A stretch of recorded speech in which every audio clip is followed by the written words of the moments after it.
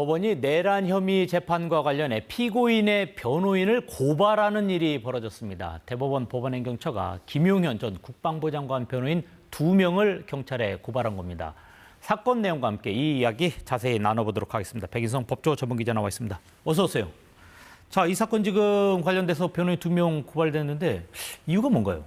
네, 이 사건 발단은요, 지난주 열린 한덕수 전 국무총리의 재판이었습니다. 네. 이 재판은 김용현 전 국방부 장관이 증인으로 출석했는데요.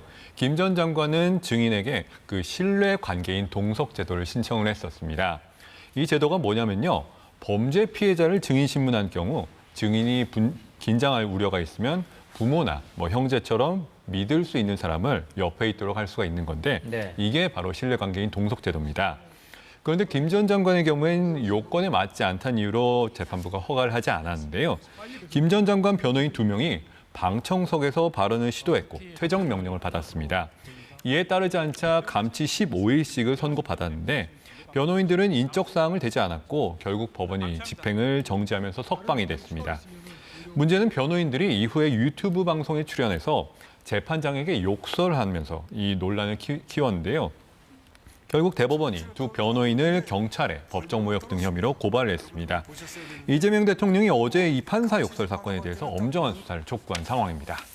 그런데 이제 변호사들이 지금 재판부를 상대로 지금 고발을 하고 손해배상 소송을 냈다고 했는데 이건 또 뭡니까?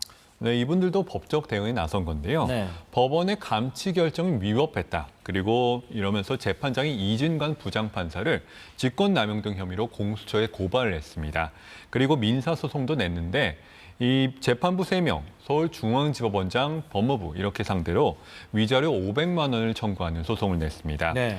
요즘은 이 신뢰 관계인 동석을 불허하고 감치 결정을 한 게 위법하다면서 이로 인해 정신적 손해를 입었으니 배상을 해라 이런 취지입니다. 지금 당장 어느 쪽이 맞다 이것은 결국은 이제 법원이 판단할 일이다 이렇게 보는데 이게 지금 이렇게 변호인과 이 재판관이 어떻게 보면 서로 고발하는 거 이런 사건 이게 흔하지 않죠? 네, 굉장히 보기 어렵죠, 사실. 특히 형사 사건의 변호인을 감치하는 건 피고인 방어권 침해 때문에 잘 없는데요. 네. 법원조직법은 이 법정 질서 훼손에 대해서 판사에게 감치와 과태료 결정권을 허용하고 있습니다. 이른바 법정 경찰권인데요. 이 감치 자체는 종종 있지만 변호인에게 감치 결정이 나온 것 자체가 대단히 이례적인데요. 기록상으로는 이 변호인을 감치한 첫 사례가 2003년에 한 차례 있었습니다. 재판장의 제지에도 재차 거짓 증언을 유도했다. 이러면서 10일에 감치 명령이 나온 사례였는데요.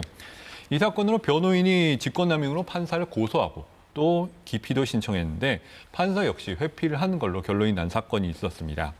2013년에도 민사 사건에서 한 차례 변호사가 퇴정 명령을 거부해서 감치된 사건이 있었는데 이 사건은 헌법재판소까지 갔지만 법원의 재판은 헌법소원 대상이 아니다. 이러면서 각하가 됐었습니다. 지금 법원 입장에서는 이 사건을 매우 중요하게 보고 있는 것 같아요. 지금 변호사 2명 당장 협회 고발 조치했죠.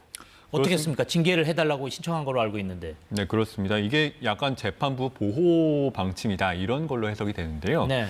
대법원 고발과 별개로 서울중앙지법에서 이 대한변협 등의 징계를 요청을 했었습니다. 징계 사유는 2가지였는데요. 이 변호사들이 재판장에 법정 질서 유지를 위한 퇴정 명령에도 이를 거부하는 등으로 심리를 방해해서 감치를 선고받고 그리고 유튜브 방송을 통해 재판장에 대한 욕설 등 인신공격성 발언을 수차례 반복한 점 이렇게 2가지였습니다. 네. 징계 신청을 받은 대한변협 회장이 어제 조사위원회에 직권으로 이 사안을 회부했는데요. 이 통상 징계 신청이 들어오면은 이 지방변호사회가 먼저 조사를 한 후에 조사위에 가게 됩니다. 그러니까 지방변호사회의 조사 절차가 생략이 된 건데요. 물론 변협의 징계 결정이 나오더라도 당사자가 법무부에 이의 신청을 할 수가 있어서 결과가 나오려면 시간이 좀 걸릴 전망입니다. 이 사건 관련돼서 어떻습니까? 실제 징계 가능성이 어느 정도 됩니까? 이거 법조계에서도 이런 부분 좀 이야기 나오는 게 있나요? 이게 징계가 이뤄질 가능성을 배제할 수는 없다. 이런 분위기입니다. 네. 징계 대상 행위는 명확하죠. 이 변호사들이 퇴정 명령에 불응해서 감치 결정을 받았는데 법정 모욕 행위가 있었고 그리고 유튜브 방송에서 욕설, 그러니까 별도의 욕설 행위 등을 한 건데 네. 변호사법상 징계 사유에는 품위 유지 의무 위반이 있습니다.